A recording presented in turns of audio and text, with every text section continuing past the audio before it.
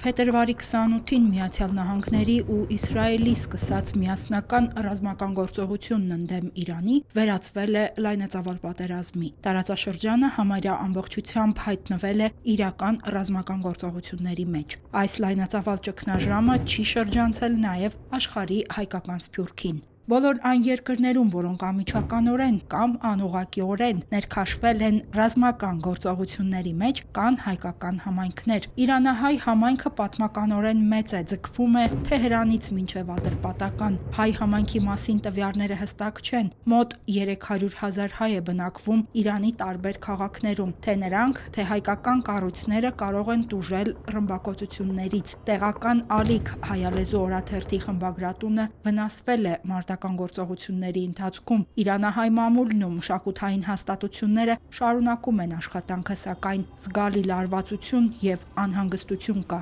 Լիբանանի հայկական համայնքը մոտ 150,000 հայությամբ ևս խոշորներից մեկն է։ Համայնքն ունի հայկական դպրոցներ, լրատվամիջոցներ և բազմաթիվ եկեղեցիներ, սակայն Լիբանանի հարավային շրջաններում ընթացող ռազմական գործողությունները, Հեզբոլլահի և իսրայելական ուժերի հրթիռային հարվածները զգալի սպառնալիք են երկրի ամբողջ բնակչության համար։ Իսրայելում հայկական համայնքը համեմատաբար փոքր է՝ մի քանի հազար հոգի, նրանք հիմնականում միավորված են Հայֆայի և Երուսաղեմի հայկական թաղամասերում, պահպանելով եկեղեցիները և կրթական ու մշակութային կառույցները։ Ռազմական վիճակից ելնելով այդ համայնքը նույնպես լարված դրության մեջ է։ Երուսաղեմի Սրբոց Հակոբյանց միաբանությունը հարկադրյալ հետաձգել է լուսահոգի միաբան Բարսեղ ծայրագույն վարդապետ Գալեմտերյանի թաղման արարողությունը։ Միաբաններից Տիրան վարդապետ Հակոբյանը իր ֆեյսբուքյան էջում առաջարկել է աջակցել Հայաստանի Հանրապետության այն քաղաքացիներին, ովքեր Իսրայելից չեն կարողանում վերադառնալ հայրենիք։